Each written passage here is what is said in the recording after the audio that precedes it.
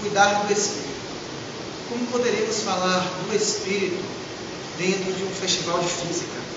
É uma tarefa um pouco complicada, uma vez que a física trabalha com o concreto, com o imediato, e o Espírito escapa à imediatez das coisas. Sendo assim, é o que nós chamamos de metafísica, aquilo que não está no físico, aquilo que escapa do material. No entanto, para tentar compreender a noção do Espírito, precisamos entender como o homem é constituído.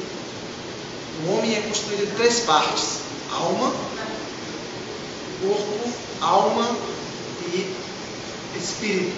O espírito é a capacidade, ou seja, a dimensão da particularização do ser humano, em que ele consegue se perceber como ser consciente no mundo.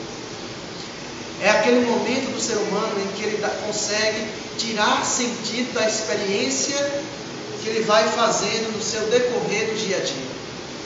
É aquela dimensão do ser humano em que ele consegue dar sentido e inteligibilidade às coisas.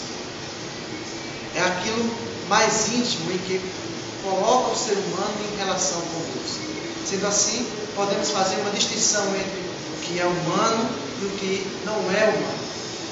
Tendo visto todas as coisas, podemos afirmar que só um ser dotado de Espírito pode dar significado e inteligibilidade às coisas. E aí podemos dizer que o Espírito é aquele momento do humano em que ele desperta algumas dimensões da sua vida, como por exemplo, levantar questões no âmbito existencial. O que eu faço, o que eu vivencio, o que eu experiencio, o que eu tiro de positivo para mim, de onde eu vim, para onde vou, o que eu quero. São questões que envolvem a totalidade do ser humano. Em segundo momento, é a capacidade do ser humano criar signos, criar sentido, criar símbolos. O ser humano é um ser simbólico. E em terceiro aspecto, seria justamente a conexão do homem com Deus. Santo Agostinho dizia que Deus se revela no Espírito humano. Quando ele diz que procura o que está fora, mas o que está dentro. É Deus que se revela para cada um de nós, dentro de nós. Sendo assim, cuidar do Espírito significa cuidar dos valores que norteiam e dão rumo à minha vida.